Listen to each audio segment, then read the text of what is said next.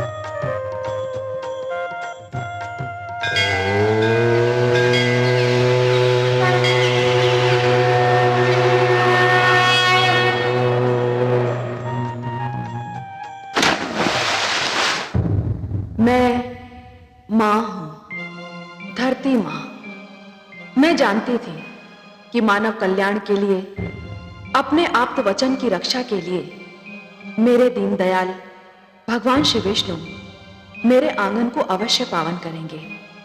और यही हुआ।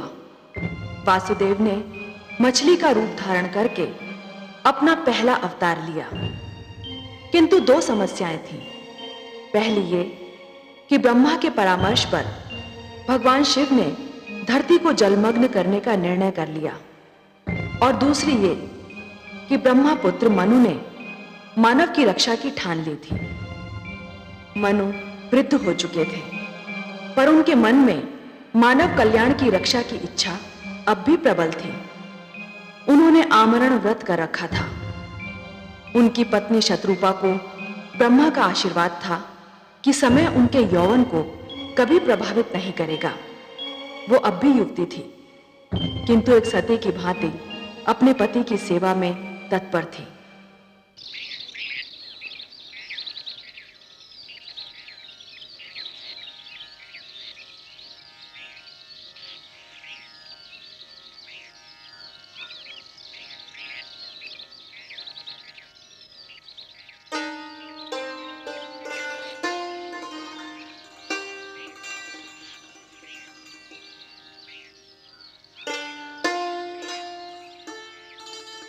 आपकी संध्या तर्पण का समय हो गया है स्वामी। क्षमा कीजिए, मैंने आपका ध्यान तोड़ दिया। तोड़ने का कार्य तो तुमने कभी किया ही नहीं देवी। तुमने तो जब किया जोड़ने का ही कार्य किया। पहले पहले मेरे जीवन में आकर मेरे बिखरे अस्तित्व को जोड़ा, फिर मुझे संतान देकर मेरे परिवार को जोड़ा, और अब मेरे तप में मेरा साथ देकर मेरी आत्मा को परमात्मा से जोड़ रही हो। कभी कभी सोचता हूं कि तुम्हें यहां साथ लाकर मैंने तुम पर बहुत बड़ा अन्याय किया। अन्याय तो आप ये कहकर कर रहे हैं कि आपने मुझ पर अन्याय किया। जीवन का ऐसा कौन सा सुख है जो मुझे आपसे नहीं मिला? ऐसा कौन सा ऐश्वर्य है जो आपके साथ रहकर मैं नहीं भोग पाई?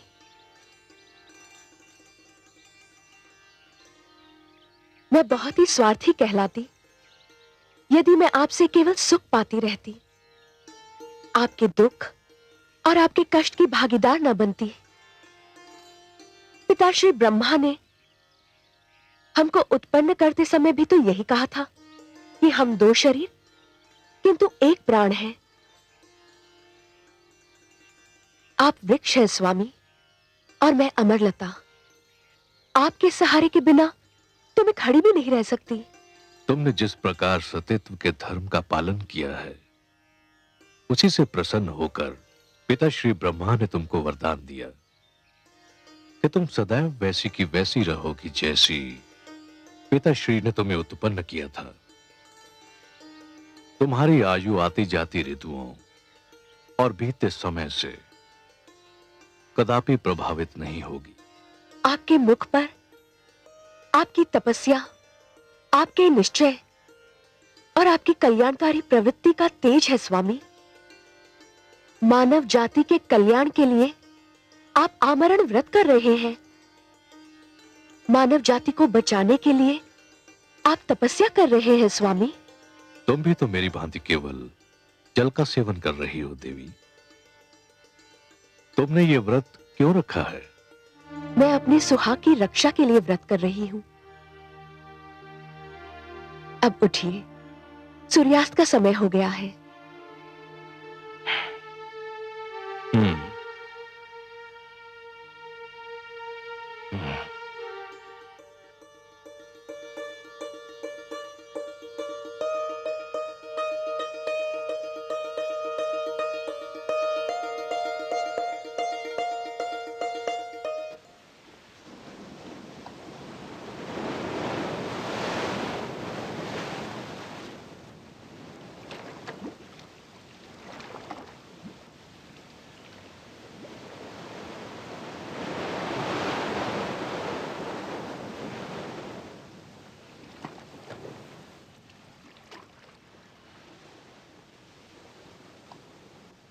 ओम हिरण्यवर्णां हरिणीं सुवर्णरचितस्रज्जां चंद्रां हिरण्मयीं लक्ष्मीं जातवेदो महावः।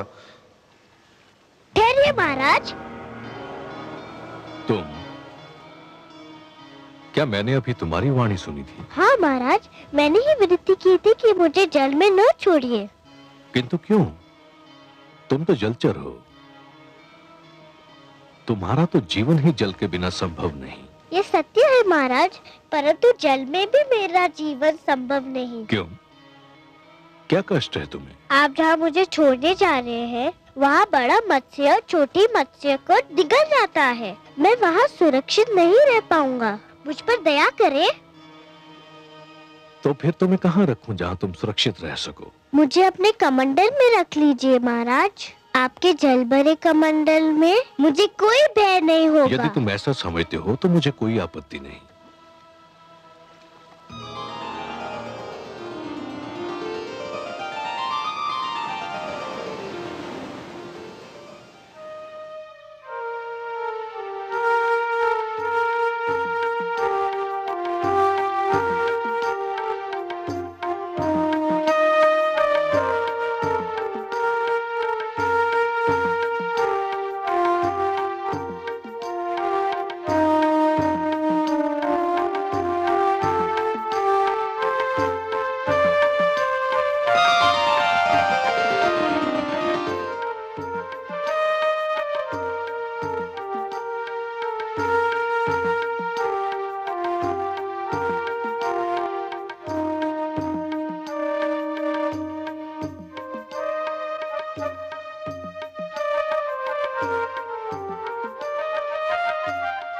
नहीं देवी नहीं, जल मत फेंकना। क्यों स्वामी? कमंडल में एक मत्स्य है, मैंने उससे जीवन रक्षा का वचन दिया है। ये तो छोटी सी मछली है। यह आपने बहुत अच्छा किया जो मुझे बता दिया, नहीं तो इसके प्राण चले जाते।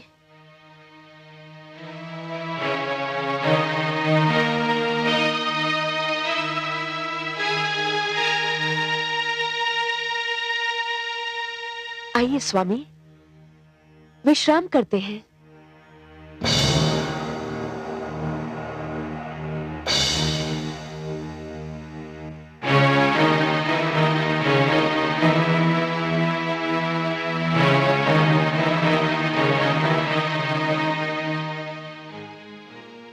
हे दानवराज, आप हमें मुक्त कर दीजिए। आपने हमें छोड़ दिया तो भगवान विष्णु आपसे बहुत प्रसन्न होंगे। मुझे तुम्हारे विष्णु की कृपा नहीं चाहिए। चुपचाप अपने स्थान पर बैठे रहो, नहीं तो कड़ा दंड दूंगा।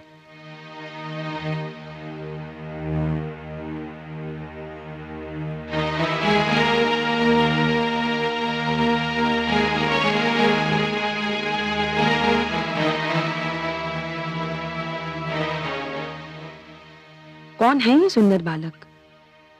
इन्हें किसने बंदी बनाया है? हम भगवान विष्णु के आप्त वचन है माता। दानव हयग्रीव हमारा अपहरण करके हमें यहाँ ले आया है। छोड़ दो इन्हें।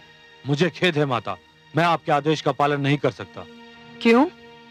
क्यों नहीं कर सकते मेरे आदेश का पालन? ये चारों दानवराज हयग्रीव के बंदी हैं और उनका आदेश है कि इन्हें ना छोड़ा जाए।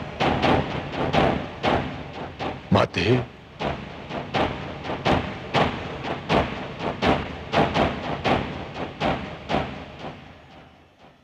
पुत्र, इन बेचारों को क्यों बंदी बनाकर रखा है?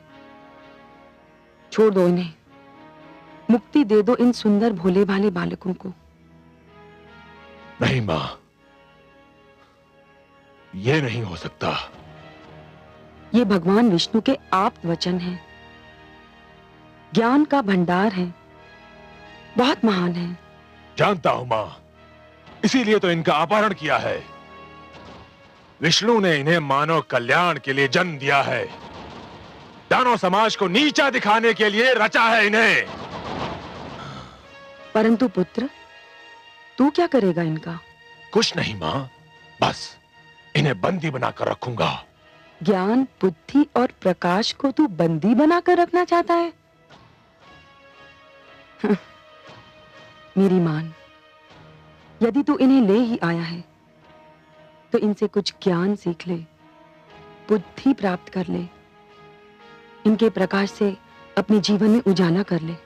मुझे इन वस्तुओं की कोई आवश्यकता नहीं है मां। कैसे आवश्यकता होगी तुझे इन वस्तुओं की? तेरे मस्तिष्क में तो अज्ञान और अहंकार भरा हुआ है। कैसा अभागा है तू? तेरे घर में ज्ञान और बुद्धि के 4 दीपक हैं और तू अंधेरों में भटक रहा है। मां, तुम जब भी आती हो मेरे लिए अब शब्दों का ही उपहार लाती हो। कैसी माता हो तुम? कैसी माता हूं मैं? एक अभागन माता हूं। और कैसी माता हूं मैं? मैं ऐसी माता हूं जिसे उसकी संतान ने एक पल भी सुख नहीं दिया। तुम चाहती क्या हो मां? मैं चाहती हूं कि तू इन्हें मुक्त कर दे। नहीं करूंगा। तो फिर मैं ले जाऊंगी इन्हें अपने साथ। नहीं ले जाने दूंगा। मैं देखती हूँ कौन रोकता है मुझे। मैं रोकूंगा इन्हें।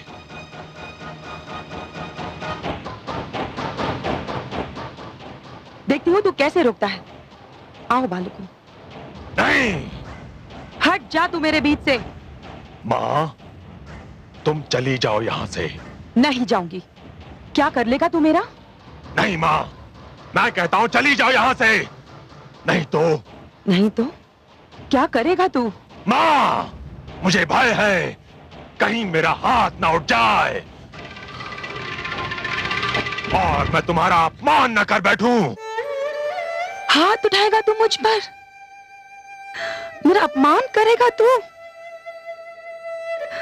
अरे अभागे, अपमान तो मेरा उसी दिन हो गया था जिस दिन तूने मेरी कोख से जन्म लिया था। हे ईश्वर, ऐसे दुर्वचन सुनने से पहले मुझे इस संसार से उठा क्यों नहीं लिया? ऐसे पुत्र के होने से तो पुत्र का ना होना ही अच्छा था।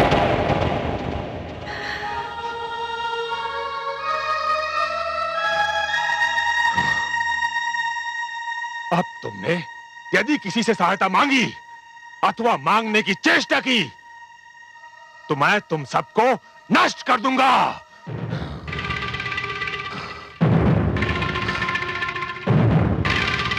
स्वामी,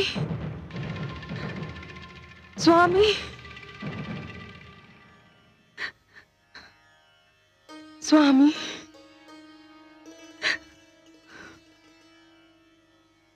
आगे कुछ कहने की आवश्यकता नहीं है देवी। मैं आपकी ये दशा देखकर जान गया हूं कि आप अपने पुत्र हयग्रीव से मिलकर आ रही हैं। हाँ स्वामी, परंतु आज तो वो अयोग्यता की सारी सीमाएं पार कर गया।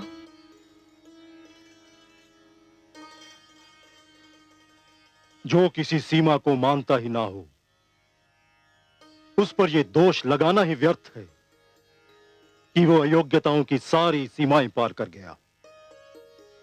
फिर भी क्या किया है उसने? उसने भगवान विष्णु के आप्त वचन 4 वेदों को बंदी बनाकर रखा है। मैंने उन्हें मुक्त कराना चाहा तो उसने मुझ पर हाथ उठाने की धमकी दे डाली। मन में तो आया कि उसे शाप ही दे दूं। तो फिर दे दिया होता। शरीर का जो भाग सड़ जाए उसे काट कर फेंक देना ही उचित होता है। कैसे देती स्वामी? मैं मां हूं, भले एक कुपुत्र की मां सही, परंतु आज मुझे एक बात का ज्ञान अवश्य हुआ है कि कभी कभी मातृत्व भी लज्जा का कारण बन जाता है। आज पहली बार मैं बहुत लज्जित हूं कि मैं ऐसे पुत्र की मां हूं। मैं उसे अपनी कोख से जन्म देकर पछता रही हूं। पश्चाताप यदि भूल का मूल्य चुका सकता तो विश्वास करो मैं आपके पश्चाताप के साथ अपना पश्चाताप भी जोड़ देता। परंतु जिस प्रकार वर्षा ऋतु बीत जाने पर बीज बोने से कोई लाभ नहीं, उसी प्रकार हमारा पश्चाताप करना भी व्यर्थ है। कैसी अभागन हूं मैं। जानती हूं हयग्रीव के इस दुष्कर्म का क्या परिणाम होगा, फिर भी कुछ नहीं कर सकती। कुछ नहीं। शांत हो जाइए। सब कुछ भगवान विष्णु पर छोड़ दीजिए। वो जो भी करेंगे उचित ही होगा, न्याय के अनुकूल होगा। शांत हो जाइए।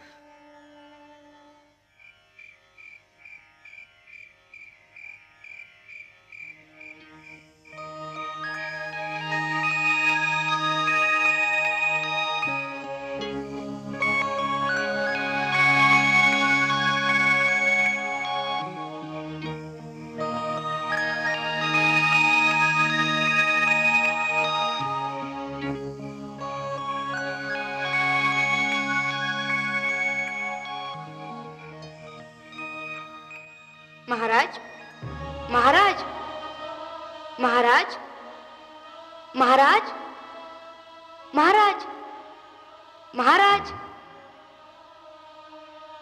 महाराज। ये मुझे कौन पुकार रहा है? क्या हुआ स्वामी? मुझे ऐसा लगा जैसे कोई मुझे महाराज महाराज कहकर पुकार रहा हो। कौन था वो? मैंने पुकारा महाराज। अरे, ये पुकार तो कमंडल से आ रही है। हाँ देवी, ये मैं ही हूँ। मेरी रक्षा कीजिए। इस कमंडल में मेरा श्वास रुका जा रहा है। मुझे यहाँ से निकालिए महाराज।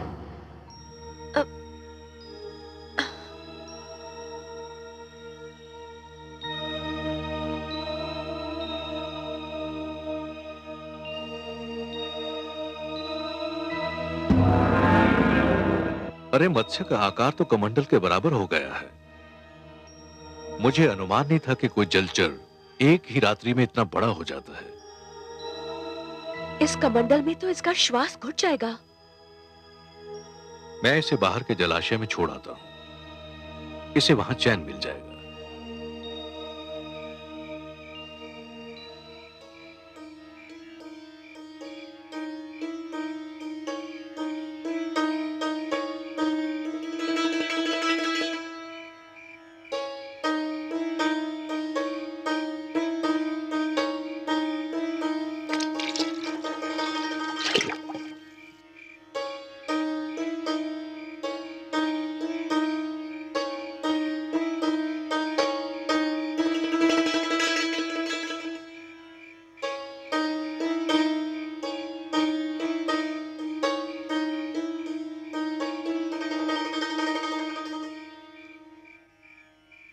महाराज,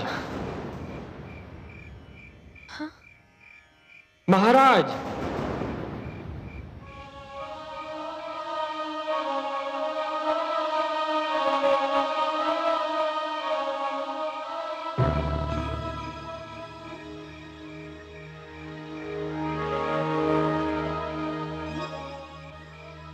इसका आकार तो इतनी शीघ्रता से बढ़ रहा है कि मैं आश्चर्यचकित रह गया हूं। मैंने किसी मत्स्य को एक ही रात्रि में इस प्रकार बढ़ते नहीं देखा है। स्वामी, क्या ये मत्स्य है? मुझे तो शंका हो रही है कि ये मत्स्य नहीं कुछ और ही है। अरे कुछ नहीं है देवी, संसार में ऐसे चमत्कार तो होते ही रहते हैं। यह भी ईश्वर का कोई चमत्कार होगा। आप चिंता मत कीजिए। तो अब आप इसे कहां ले जाएंगे? इसका आकार इतनी शीघ्रता से बढ़ रहा है कि सागर के अतिरिक्त इसका कोई स्थान नहीं हो सकता। मैं इसे ले जाकर सागर में छोड़ दूंगा। अब इसे किसी बड़े मत्स्य या जीव जंतु का भय नहीं है।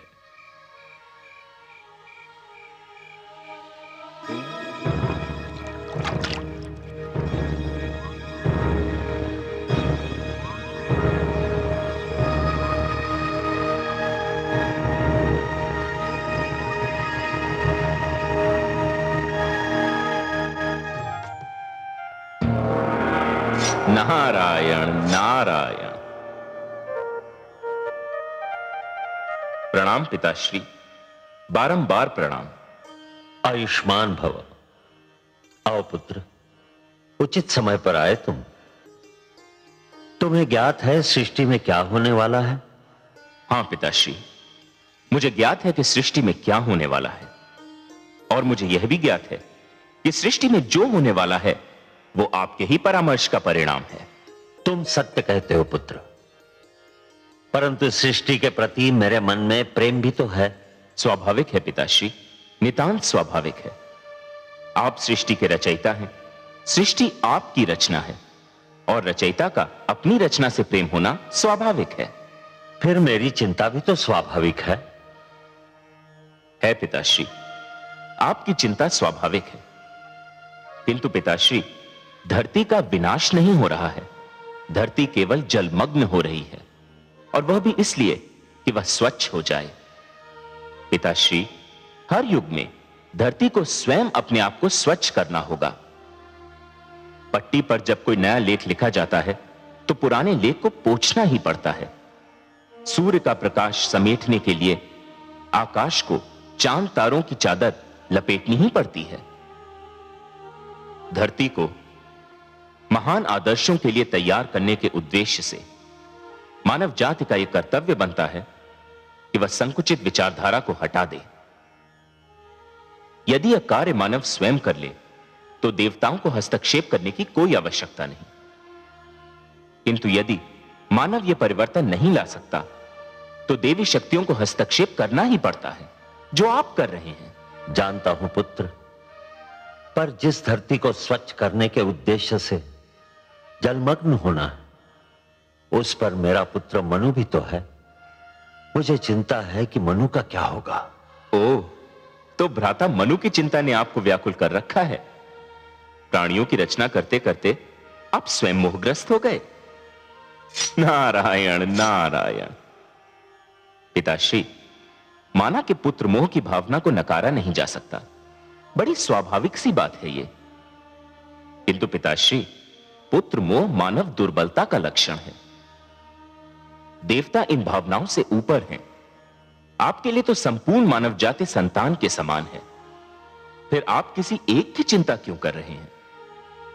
आपने भगवान शिव को जल प्लावन करने का परामर्श देकर अपना कर्तव्य निभाया। भगवान शिव आपका परामर्श मानकर अपना धर्म निभा रहे हैं।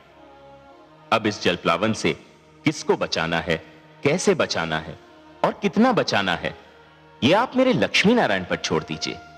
पालन करता तो वही हैं। धन्य हो पुत्र, धन्य हो। तुम्हारी तर्क संगत बातों ने मेरे मन का बोझ हल्का कर दिया। यह सत्य है कि अंधकार कितना भी घना क्यों न हो, एक नन्हा सा दीपक उसे दूर करने के लिए पर्याप्त है।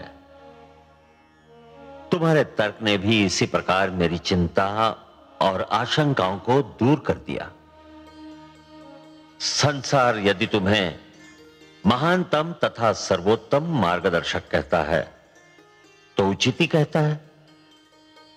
अपने परम पूज्य पिताश्री की चिंता दूर करके मैंने केवल अपना पुत्र धर्म निभाया है। मुझे आपकी सेवा करने का अवसर मिलता रहे, यही मेरी कामना है।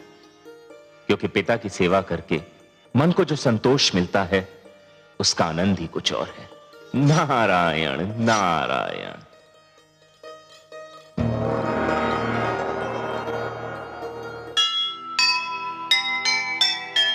अपना धर्म निभाइए, ममता से मुख मोड़। नारायण के हाथ है जग रक्षा की डोर। चिंता मुक्त हुए पिता, ज्ञानी का सुन ज्ञान। नारद जैसे पुत्र पर क्यों न करे अभिमान, क्यों न करे अभिमान।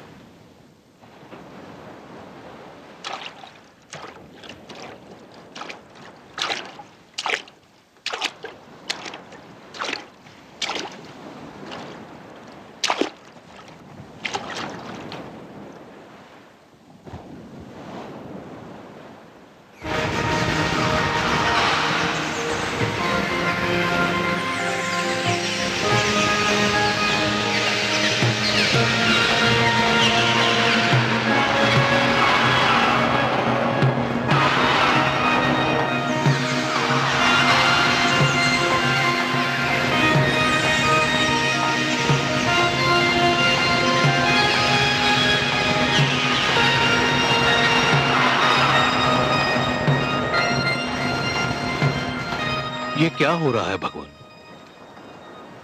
मुझे अपनी आंखों पर विश्वास नहीं हो रहा। एक नन्हा सा मत्स्य जिसे मैंने अपने कमंडल में शरण दी थी, वो इतना विशालकाय हो गया है कि ये अथाह विशाल सागर भी इसके लिए छोटा दिखाई पड़ रहा है। ये कैसी लीला है? ये साधारण मत्स्य हो नहीं सकता। मुझे बताइए, आप कौन हैं? मैं आपके दर्शन के लिए व्याकुल हूं। मुझे दर्शन दीजिए प्रभु।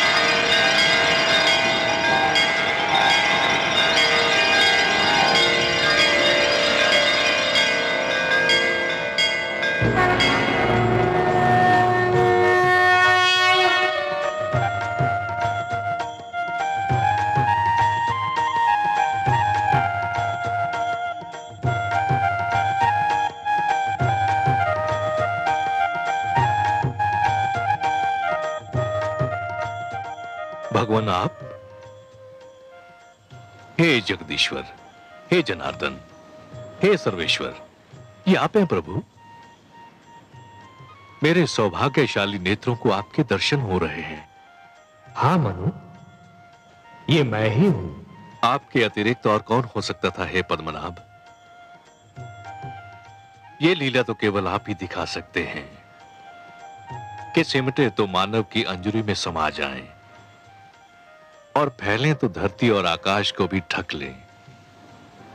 आप मेरी अंजुरी में ठहरे, मेरी कुटिया में रहे। मैं किन शब्दों में आपको धन्यवाद दूं? हे सर्वश्रेष्ठ, आप महान हैं। मैं अपने भाग्य पर जितना भी गर्व करूं कम है। आपको कोटि कोटि प्रणाम हे लक्ष्मी नारायण।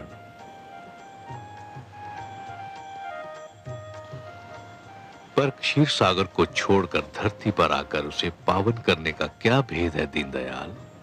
हे मनु, मानव कल्याण की जिस चिंता के कारण तुमने आमरण व्रत कर रखा है, उसी चिंता ने मुझे भी पृथ्वी पर आने के लिए विवश कर दिया। अब मेरी बात ध्यान से सुनो। आपकी मधुर वाणी सुनने के लिए मैं सिर से पांव तक कान बना हुआ हूं प्रभु। ब्रह्मा के परामर्श पर भगवान शिव इस धरती को स्वच्छ करना चाहते हैं। उन्होंने धरती को जलमग्न करने का निर्णय कर लिया है। आने वाली अमावस्या को आकाश से ऐसा वज्रपात होगा कि कानों को ध्वनि सुनाई नहीं देगी। ऐसी वर्षा होगी मनु कि मानो लगेगा कि आकाश में छेद हो गया। जल का एक रेला आएगा और यह धरती गहरे जल में डूब जाएगी। मैं तुम्हें डूबने से बचाना चाहता हूं मनु। मैं आपकी कृपा और अनुकंपा को कैसे धन्यवाद दूं? परंतु हे जगदीश्वर, जब समस्त धरती ही डूब जाएगी, मानव जाति ही नष्ट हो जाएगी, तो मैं अकेला बचकर क्या करूंगा? हे मनु, जीवन मानव से महानतर है। मानव को मृत्यु आ सकती है, परंतु जीवन कभी नहीं मरता।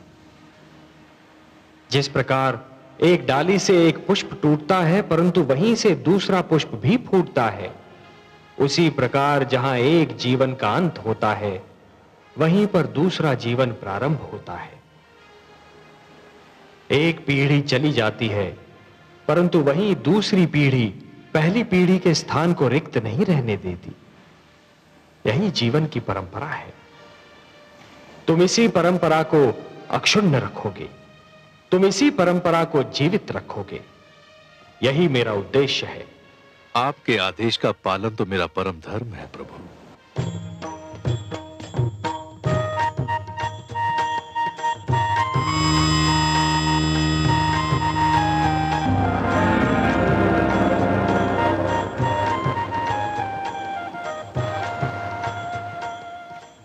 मनु, जल प्लावन के समय तुम अपनी धर्म पत्नी शतरूपा के साथ इस नौका पर सवार हो जाना।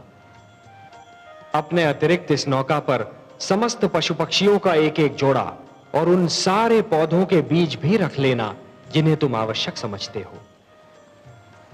मैं मत्स्य के रूप में आऊंगा। तुम इस नौका को मेरे सींग से बांध देना। मैं तुम्हारी नौका को सुमेरु पर्वत पर ले जाऊंगा, जहां पहुंचकर तुम्हें एक नवीन जीवन का निर्माण करना होगा, एक नए मानव को जन्म देना होगा। जो आदेश प्रभु। मैं आपके आदेश का अक्षरशः पालन करूंगा।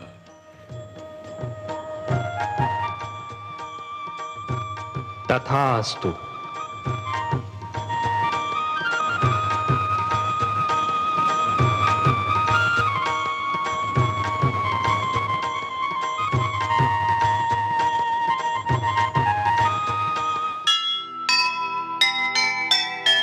होते हैं संसार के संकट में जब प्राण, तब तब आते हैं प्रभु करने को कल्याण। कभी न होने देंगे वो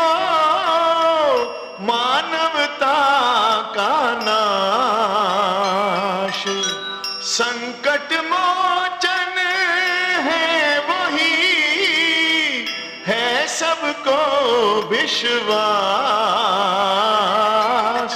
है सबको विश्वास।